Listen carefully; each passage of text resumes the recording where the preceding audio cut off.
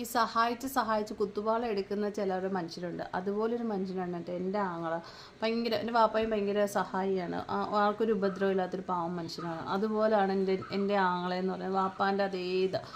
അപ്പം ഇഷ്ടം കണക്ക് സമ്പാദ്യം ഉണ്ടാക്കിയിട്ടുണ്ടായിരുന്നു. പക്ഷേ ഇതെല്ലാം എന്താ പറയുക, ഈ കൂട്ടുകെട്ടിൽ നശിച്ചു പോയിക്കൊണ്ടിരുന്നു. കുറേ വണ്ടിയെടുത്ത് ബിസിനസ് ചെയ്ത് അങ്ങനെയൊക്കെ നഷ്ടപ്പെട്ടതാണ്. പക്ഷേ ഏറ്റവും കൂടുതൽ പണി കിട്ടിയത് വണ്ടിയിലാണ്. 6 വർഷത്തിന് മുമ്പ് ഒരു ബസ്സും കാര്യങ്ങളും ഒക്കെ ഉണ്ടായിരുന്നു. റൂട്ട് ബസ്സും അല്ലാതെ ട്രാവലറും എല്ലാം അങ്ങനത്തെ വണ്ടികളൊക്കെ ഒരുപാടുണ്ടായിരുന്നു. അപ്പോൾ ആ വണ്ടിയിലാണ് എൻ്റെ ഇക്കയുടെ സമ്പാദ്യം മൊത്തം പോയത്. മടത്തറുള്ള ഒരു അരുണാണ് ആദ്യമായിട്ട് എൻ്റെ ഇക്കാനിക്ക് നല്ല പണി കൊടുക്കുന്നത്. കാരണം ഞങ്ങളുടെ പേരിൽ എടുത്തിട്ട് ഉമ്മാടെയും ഇക്കാടെയും പേരിൽ വണ്ടി എടുത്തിട്ട് ഇവനിക്ക് ഓടാൻ കൊടുക്കും. അപ്പോൾ എന്നിട്ട് പറയും ഫിനാൻസ് അടച്ചോളണം, ഓട്ടം ഉണ്ടല്ലോ, അപ്പോൾ ഫിനാൻസ് അടച്ചോളണമെന്ന് പറയും. അപ്പോൾ വീട്ടിൽ നമുക്കൊരു വരുമാനം, അപ്പോൾ വീട്ടിലെ വരുമാനം പോട്ടെ, അവന്മാർ മര്യാദയ്ക്ക് ഫിനാൻസ് അടയ്ക്കേണ്ട, ഒരു വണ്ടിക്ക് നല്ല ഫിനാൻസ് ആവുമല്ലോ. ഇവർ കൊണ്ട് നടന്ന കാലയളവിലൊന്നും ഫിനാൻസ് അടച്ചിട്ടില്ല. അവസാനം ഫിനാൻസുകാർ വരാൻ തുടങ്ങുമല്ലോ. അത് ഓണർ ആരാണോ അവരുടെ വീട്ടിലല്ലേ വരത്തുള്ളൂ. അവിടെ ഫ്രണ്ട്ഷിപ്പ് സ്നേഹം അങ്ങനെയൊന്നും ഇല്ലല്ലോ. അങ്ങനെ വന്ന് അപ്പോൾ ഫിനാൻസുകാർ ഇങ്ങനെ നിരന്തരം വരാൻ തുടങ്ങിയിട്ട് ഉമ്മ മാത്രമേ ഉണ്ടായിരുന്നു ആ സമയത്ത്. അപ്പോൾ ഉമ്മയ്ക്ക് ബുദ്ധിമുട്ടായപ്പോൾ ഉമ്മ പറഞ്ഞു, നിങ്ങളൊരു കാര്യം ചെയ്യും, വണ്ടി റിട്ടേൺ കൊണ്ടുവെക്കുമെന്ന് പറഞ്ഞു. അങ്ങനെ ഈ അരുണെന്ന് പറയുന്നവൻ്റെ വണ്ടി എടുത്ത് വിശാഖ് എന്ന് പറയുന്ന വേറൊരു ഡ്രൈവർ ഉണ്ടായിരുന്നു ഞങ്ങളുടെ വീട്ടിൽ. അവനിക്ക് ഓടിക്കാൻ തുടങ്ങി. അവനും അടച്ചില്ല. അവസാനം 7 മാസമായപ്പോഴത്തേക്കും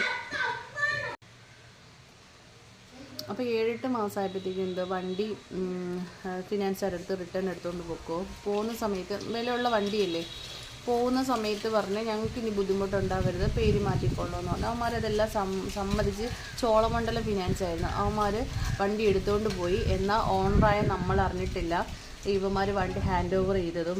അവസാനം ടാക്സിൽ നിന്ന് അടയ്ക്കാണ്ട് പിന്നെ RTO നോട്ടീസ്, വില്ലേജിൽ നിന്ന് ഇവിടെ നോട്ടീസ് കൊണ്ടുപോട്ടിങ്ങനെ നമ്മുടെ വേറൊരു പ്രോപ്പർട്ടി വെച്ചിട്ടാണ് അത് ജാമ്യം കൊടുത്തത്. ആ വസ്തു പിന്നെ അറ്റാച്ച് ചെയ്യുന്ന അവസ്ഥ വന്നപ്പോഴത്തേക്കും ഞങ്ങൾ ആ വസ്തു വിറ്റ് ടാക്സ് അടച്ചു. അപ്പോൾ ചോളമണ്ഡലം ഫിനാൻസുകാരുടെ അടുത്ത് പ്രശ്നത്തിന് വഴക്കിനും പോലീസ് സ്റ്റേഷനിലൊക്കെ പോയി.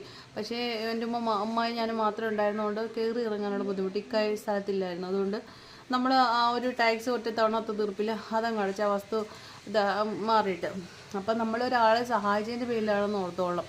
അത് കഴിഞ്ഞിട്ട് പിന്നെ ഇവന്മാർ നമ്മളറിയാതെ കൊണ്ടുപോയി നമ്മുടെ മറ്റൊരു പ്രോപ്പർട്ടി അറ്റാച്ച് ചെയ്ത് ചോളമണ്ഡലം ഫിനാൻസുകാർ. ഇവന്മാർ ഗുണ്ടകളാണോ തട്ടിപ്പുകാരന്മാരോ എന്താ അറിയുന്നില്ല. പക്ഷേ ഇവന്മാർ നമ്മൾ എടുത്തുകൊണ്ട് പോകുമ്പോൾ എല്ലാം ക്ലിയർ ചെയ്യുന്ന പറഞ്ഞത്. പക്ഷേ ഇവന്മാരൊന്നും ചെയ്തില്ല. ഒന്നും ചെയ്യാതെ ഇവർ വേറൊരാൾക്ക് നമ്മുടെ അറിവില്ലാതെ വണ്ടി കൊടുത്തിട്ടാണ് നമുക്ക് പിന്നെ കോടതിയിൽ വസ്തു അറ്റാച്ച് ചെയ്തിട്ട് ഇട്ടത്. പിന്നെ നമ്മൾ അതിന് മാറ്റാൻ വേണ്ടിയിട്ട് പിന്നെ 10 ലക്ഷം എന്നുള്ളത് ഒറ്റ തീർപ്പിലാക്കിയിട്ട് 3 ആക്കി അതും അടച്ചു തീർത്ത്. പക്ഷെ നമ്മുടെ കയ്യിൽ